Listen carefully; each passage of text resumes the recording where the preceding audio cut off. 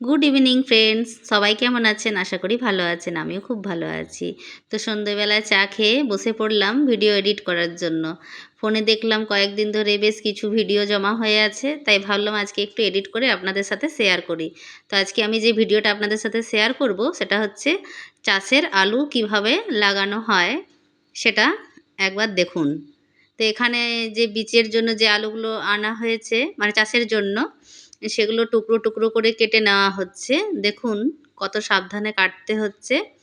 তো আলুটার মধ্যে যে অঙ্কুরগুলো হয়েছে সেগুলো একটু সাবধানে কেটে নিতে হবে। তো দেখুন এখানে ধুয়ে ধুয়ে সব আলুগুলো মোটামুটি একটা বালতিতে বড় বালতিতে এক বালতি আলু কাটা হয়ে গেছে। সব আলুগুলোর মধ্যে কিন্তু অঙ্কুরগুলো একটু ওপর দিকে করেই আছে।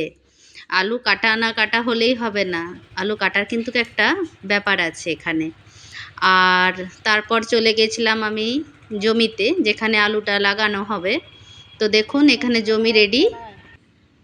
এই যে আলুগুলো মাটির মধ্যে পুঁতে দেওয়া হচ্ছে আর কি।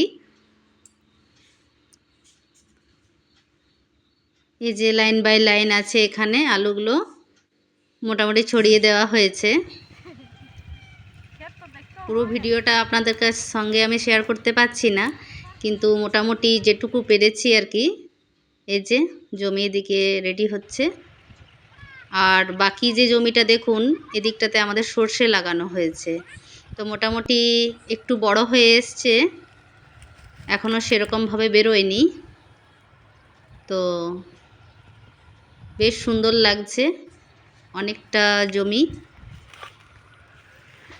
রোদ্দুরের মধ্যে কিন্তু বেশ দৃশ্যটা খুব সুন্দর লাগছে, তাই একটু বড় করে ভিডিওটা বানিয়ে নিলাম। আর এইদিকে একটা জমিতে সর্ষে গাছগুলো বেশ বড় হয়েছে, তাতে ফুলও এসছে, বেশ সুন্দর লাগছে। তো বন্ধুরা, ভিডিওটি আমার কেমন লাগলো অবশ্যই কমেন্ট করে জানাবেন।